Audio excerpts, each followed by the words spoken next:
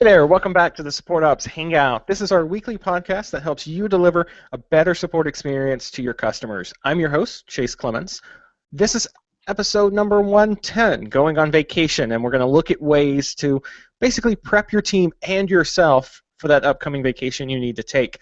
But before we do that, let's go ahead and intro our panel. First up, this is the second show back, so we're still excited by that. The great Chase Livingston, how are you? Doing very well. Glad to still be here.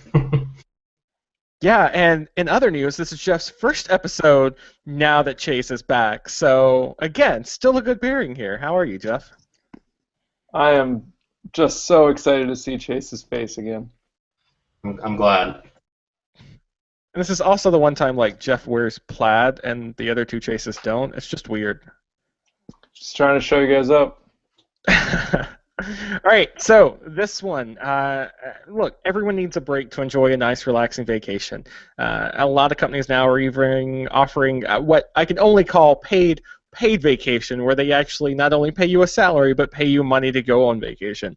But when you're the manager, it can actually be really tough to relax. We've heard horror stories of, managers going on vacation and only to be bombarded by whoever was supposed to be watching support about basically shit's on fire, yo, and you got to come back. So on this episode, we're going to look at ways that you can basically prep your team and yourself for your vacation.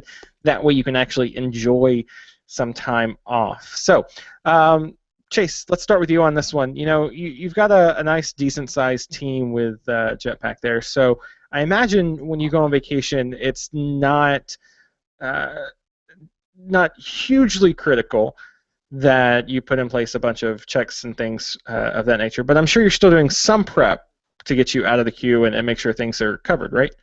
Yeah, definitely. And I guess a good example of that is the paternity leave. I took 3 weeks off after my son Hunter was born back at the beginning of February, and so definitely communicated that pretty far in advance, as far in advance as I could, not knowing exactly when the due date would be, but knowing that it would be around a couple week period. So yeah, just communicating when I would be gone, approximately, and what things that I was working on that maybe I needed somebody else to pick up, that kind of thing. So I think the big thing there was communication and just making sure that the rest of the team knew what my plans were and knew what I had on my plate that they needed to pick up, whether it be tickets or projects I was working on or things like that. Yeah, I think a lot of us, we try to work right up to that day that we're leaving or the day that we think we're going to leave, right? Because I know, like, when same kind of situation here when I took my paternity leave last December. I scheduled it for a Monday, hoping that it would get close enough to the right date there. But I was working up through, Thursday, Friday, still answering new cases and things like that. So, Chase, was there, like, as you get closer to that, expected time off, how much work were you, like, shifting other ways? Was there ever a day that you were just like, oh, yeah, like, I'm totally free this afternoon? I worked, pretty much up to the day before I left. I was trying to slow down and focus more on responding to like tickets I had gotten replies to rather than starting new tickets, so that there wouldn't be so many replies for the rest of the team to try and answer along with their own. And also trying to wind down or pass off some other smaller projects that I was working on, some proactive support stuff we were working on, to make sure that those got handled and moved forward while I was away. So there was definitely a couple of days that were sort of winding some things down and that kind of thing. But I was pretty well working up until the day before Jacinta was induced. So. Yeah, so Jeff, you didn't have a kid, but you did get married last year. So what was the weeks leading up to that like? How are you transitioning some of the workload and stuff to other people to make sure it was covered? I think you're totally right that a lot of times we just work right up until the minute, and then we're like, oh yeah, by the way, I'm leaving, like as you're walking out the door. Oh, yep, and I'll see you. I think it's really important that you set yourself a reminder a couple weeks in advance. I mean, it depends on how long you're going to go on break and how many different projects you have your hands in at the time and what your role is. But you got to set yourself a reminder a couple weeks in advance before you take a break, just to let the members of your team know and the people that you're working with that you're going to be out. because even that can kind of prompt some thoughts in your head, like, oh, I should probably transition this worker over. Or, oh, I'm going to be out when I said that I would be available for a phone call, or whatever. And it's also modeling good behavior. I mean, that's what you want from your teammates. You want to have a good heads up when they're going to be, heading out for vacation or whatever. So I think I think they call it a tickler, a good, like, something a few weeks ahead of when you're actually going to be out, that just says, hey, make sure you let the team know that you're going to be out. That's a good start. Yeah, definitely. That was one of those where I completely forgot. So I use an app called Calendly with the customers that need to book a training with me or have a phone call or something like that. And so, anyways, you go on the page, you pick out a time, and then I get the notification, yada yada, and all that. But it reads off my Google Calendar. So if I don't put that I'm not available that day on my Google Calendar, then customers can pick it. So it was about 2 or 3 weeks into my paternity leave, I get a meeting request from one of our customers. So it's like, oh yeah, we're gonna do like an hour meeting next week, and I had to be like, oh yeah, by the way, it's totally not on my calendar, but I'm out for another couple of weeks. I mean, it wasn't a big deal at the end of the day, but it was one of those things like you have to think about, like something as simple as putting it on the calendar, not only your work calendar, but like any other calendars that people might have access to, is really important.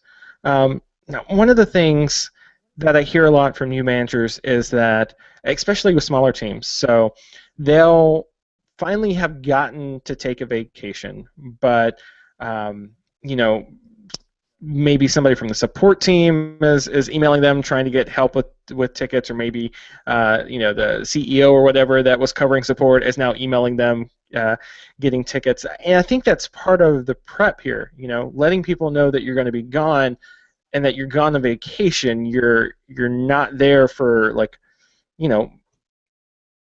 to help out, basically. So, Jeff, how do you think you can, as you put it, let everybody know that you're going to be out, and how do you do that in a way where people really know you're out and that you're not going to be answering emails when something happens? Yeah, that's a good one, especially if you're coming from a culture where in the past you've been very responsive even though you're on vacation. Um, I tend to just communicate that up front if I can. Just saying I'll be out of the office is no longer enough. I mean, both of you gentlemen work at companies where you're never in the office, so that type of verbiage is no longer nearly enough. I tend to add an additional note about whether I'll be out or whether I'll be responsive. So sometimes we're taking a vacation. Maybe it's with, for example, my wife's family, and I'm extremely responsive because I'm just going to be on my computer all day. It's the best. It's the only way to avoid. No, I'm kidding. There are some trips where you got a lot of downtime, and there are some trips where you're just trying to be off the grid, man. And when you are, you should be off the grid. So having that support and that confidence to just say in your initial communication, I'm going to be out all the next week, and also I'm not going to be available by email. And then I think, this is probably the next thing we're going to cover. Probably in that email, you need to be communicating who's the point person on all the stuff you were handling. So now we know what Jeff's doing when he's dodging those awkward family dinners. Yeah, so Chase, he does bring up a good point. I mean, you and I are both remote. We're not in the office in the traditional sense. So is it, for us, and for remote people, is it just a matter of, just setting your autoresponders, putting on the calendar, all that kind of stuff? If you're in an office and nobody's seen you for a week, they know you're on vacation or something, or, I don't know, holed up in your, apartment watching House of Cards or something.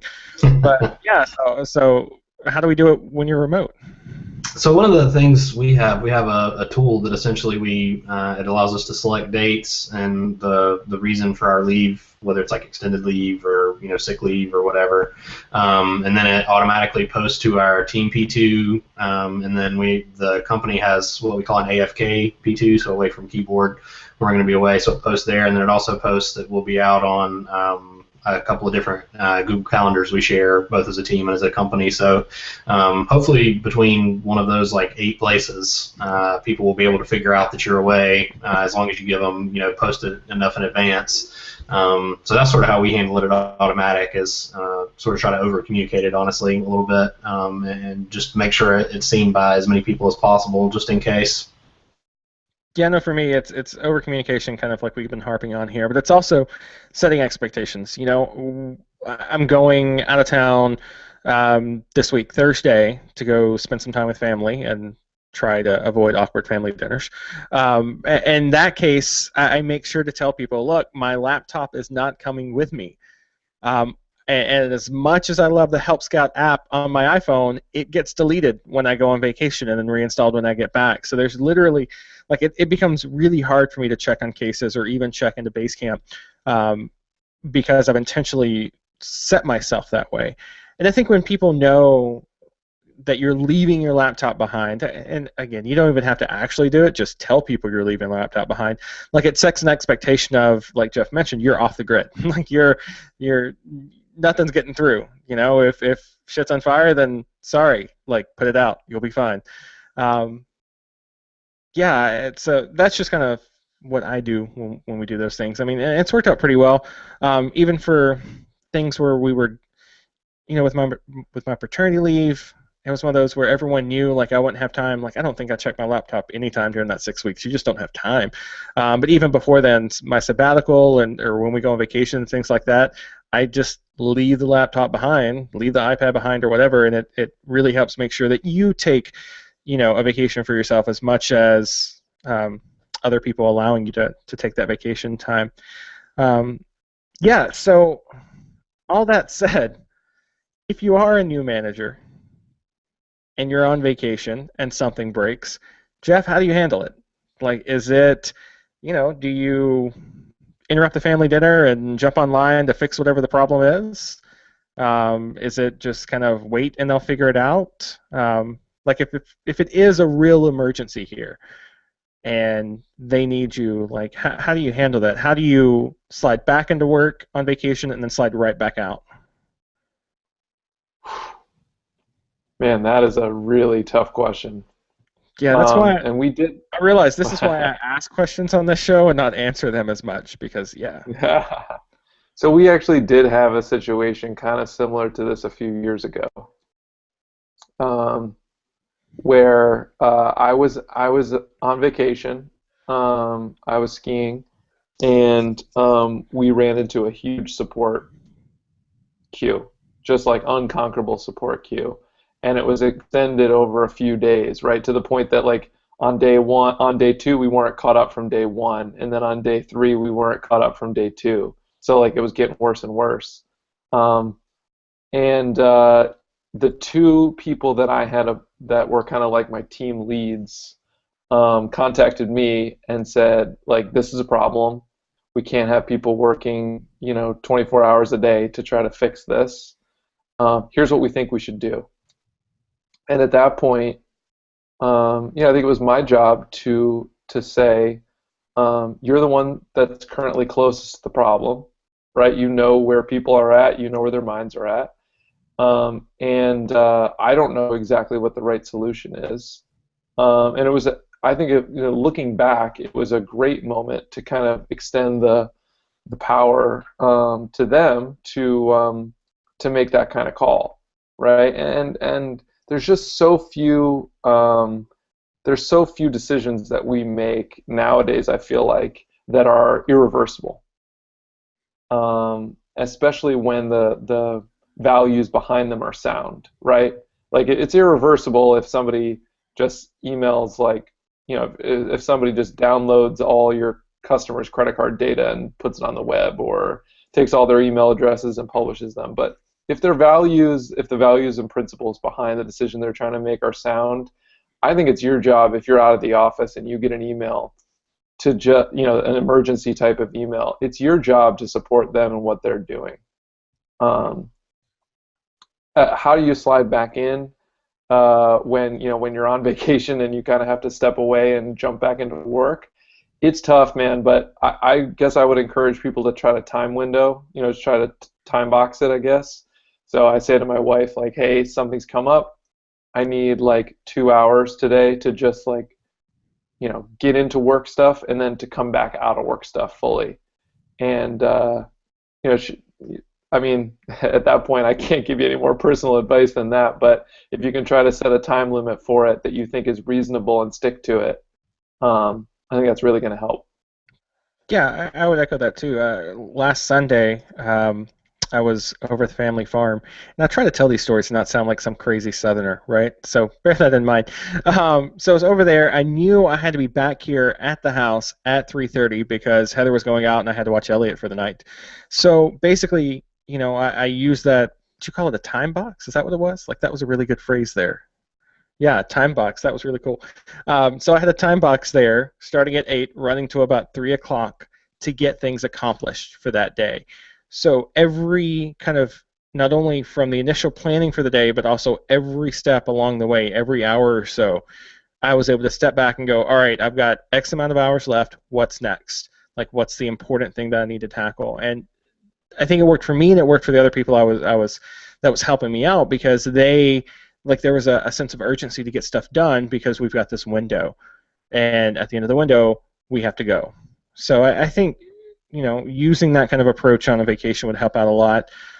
You mentioned something interesting with kind of uh, extending out the power there, Chase. When your CS lead, Andrew Spittle, goes on vacation, that kind of thing, and something goes wrong, how do y'all handle that? Like, is it reach out and get in touch with them, or is it he just has people still on the team with that power to kind of handle that situation?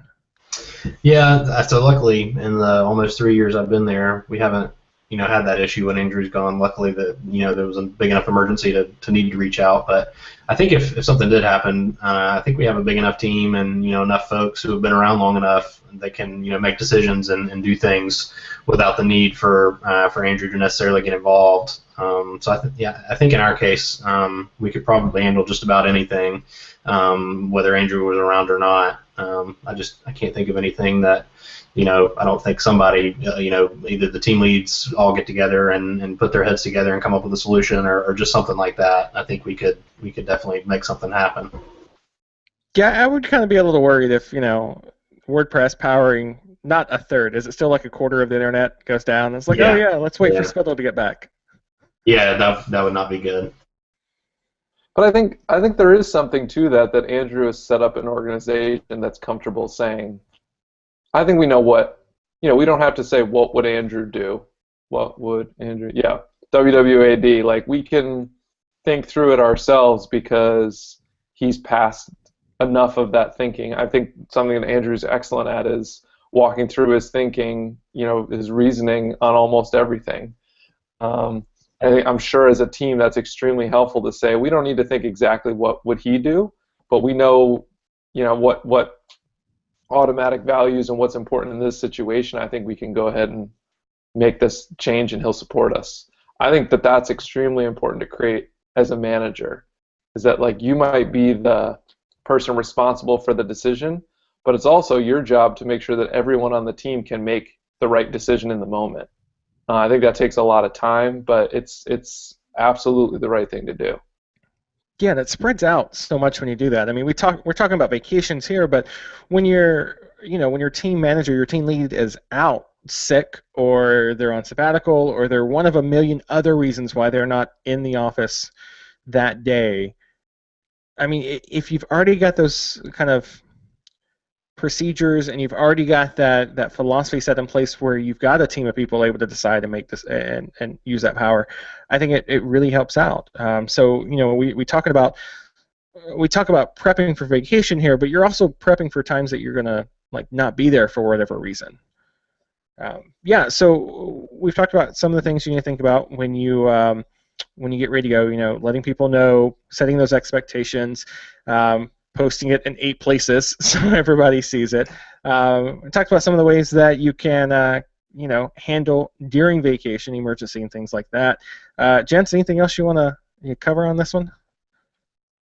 Jeff, I know you mentioned something earlier, and then I forgot it and meant to circle back and completely just did not. Yeah, no, I think one thing that is important is that if you're working on multiple things, right, or if you have a few chief responsibilities, that you've picked either a point person or point people to operate as the go-to person in your stead on those things, so that I'm struggling to come up with an abstract example, but if there's somebody on your team that has a burning question about something you were working on, they don't feel like, oh, I have to wait until Chase gets back, or I'll just email him real quick. He'll only have to answer this one work email, right? It's like they can go to the go-to person that you kind of designated, and that person feels like they have the power of final decision on whatever that is.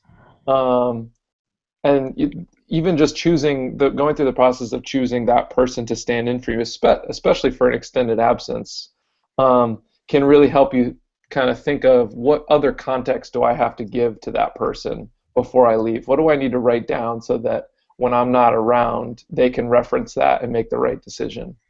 Um, that I feel like that process I feel like is super helpful. If Carolyn was here, she would be touting Buffer's transparency and the help that, and the fact that, being open and transparent about all these projects, it would help give everyone the context and set that foundation for people so they wouldn't have to reach out or send an email or wait and whatnot. So I'll just plug that in her stead. You can pretend that she gave that pitch, but I do think there's something valuable for that as well. Like, I don't need to be in every single project our company has going on, but if it's customer related, if it's support related, then I want to know about it. I want to have the context there, because there's, there. I was trying to think of a concrete example. So last year, I think it was last year, we were running kind of this white glove concierge onboarding type thing that a couple of us were doing. And if I was out sick for a week, whatever happened, and I'm out sick, if everybody on the team hadn't been read in to what we were trying, then, basically customers that were in that kind of experiment would have gone without a rep for a week, which could have been detrimental not only to the experiment but also to the experience that we were trying to provide with those. So yeah, I mean, again, we're talking about vacations, but it's also, kind of prepping for you being out for whatever reason here. Yeah, I don't want to say like, plan for if you get hit by a bus, but plan for if you go skiing for an extended amount of time. We'll put it that way. All right, last call. Oh, nothing. All right. So that said, that's our take on this one. Let us know how you handle vacations. I'm especially interested to know how you managers, both senior and new managers, kind of get prepared to go on vacation. Drop us a line, hello@supportops.co, or you can hit us up on Twitter. We're at supportops there. That brings us to mostly my favorite part of the week with these folks. It's this week's shoutouts. These are the things that are making us happy. So happy. We want you to know about them so you can use, do, buy, experience, whatever we're talking about this week. Yeah, so any bad jokes or anything? Should have thought about that. Yeah, I kind of feel prepared like... for the bad. What was that website I found last time? Oh, nice one, Dad. All right, let me pull it up real quick. Oh, some of these are so bad. So bad. Okay, here we go. All right. Nice one, Dad. Here's the joke for the time. I bought shoes from a drug dealer once. I don't know what he laced them with, but I was tripping all day. Oh, so bad. So bad. All right. Now that that's out of the way. Oh, next time Carolyn gets back and she does a joke, we have to do that. Just keep that applause right there. Jeff, what's your shout out for this week? So I'm not sure if I've shouted this out before, but I'm rereading this book and I'm just reminded by how great this is. It's a book by Danny Meyer, who is the CEO of Union Square Cafe, and he has a book called Setting the Table. And so this is a guy who runs a number of restaurants, including Shake Shack, which I'm sure most people are familiar with. And so you're kind of like, okay, he works in dining. What's the connection? But I saw the sort of subtitle for this a few years ago when I bought my first copy, and it just It's so true. So the subtitle on this book is called Setting the Table, and the subtitle is The Transforming Power of Hospitality in Business. And I think it's so true, like regardless of what team you work on, what function you're into at work, hospitality is just such an important part of what you do. So I just recommend everybody pick it up. And it's a super easy read. It's kind of like a autobiography type thing. Yeah, it's a great book. Out of all the books we recommended lately, we need a book club. People would be into a book club. I'm in. Yeah. So if you are, hit Jeff up at Jeff Benson on Twitter. Chase Livingston, what's your shout out? So something that's been super helpful since we've had our son is people bringing meals and things like that to help us without having to cook or go out to eat. And so there's a really cool website that I had never seen before that one of Jacinta's friends set up for us called TakeThemAmeal.com. And it's all free to use. You can either set one up for yourself or somebody else can set one up for you. But essentially, it just gives people a super easy way to say what days they'd like meals, and then allows people to sign up. So it's been super helpful for us, and I know for some friends of ours that we've talked to since. So if you're had a kid or anything like that, it's something to definitely look into. It saves a lot of time. Wait, is it only for kids? Like, could I just be like, just bring me a meal? No, you can. I mean, yeah, you can. You don't have to have an excuse to set one up. So you could set one up for the rest of your life, I guess, if you wanted to. Here we go. That's the plan. Living the dream. All right. Sliding right into retirement mode. All right, my shout out this week. I don't think I've mentioned it before on the show, but if I have, forgive me. Yeah. So Jeff is a great Mac app, great guy, but also a great Mac app from Robots and Pencils. Jeff makes GIFs, however you want to say it. That's for you and whatever. Basically, it's this cool little Mac app that is easily triggered. I think it's Command-Shift-F or, Command-Shift-4 or 5, something like that. Anyways, you highlight a part of your screen, you click record, you walk through whatever you want to show, you finish, and then not only does it make it a GIF, it also auto-uploads it to your Dropbox, gets you a shareable URL, and then if you're using, I don't know, like the best support app out there, Help Scout, you can insert it as an image right into your reply back to your customer. So it's really cool. It's for those tricky times. I was telling Chase Livingston earlier, it can kind of be hard sometimes. Like if you're using Basecamp 3, it's kind of tricky to pull a file or a folder out of another folder, like to explain that in words can be a little tricky, but anybody can see it in a GIF video kind of form. So yeah, check it out. It's from, like I mentioned, Robots and Pencils. Great little app. I think it's like $10 in the App Store, worth every single dollar that I've spent on it so far. So that's our show. We'll have show notes and everything else up shortly. If you're feeling generous this week, do us a favor. Tell a friend about the show and introduce the rest of your team to the show, or, give us a shout out on Twitter and share a couple of your favorite episodes.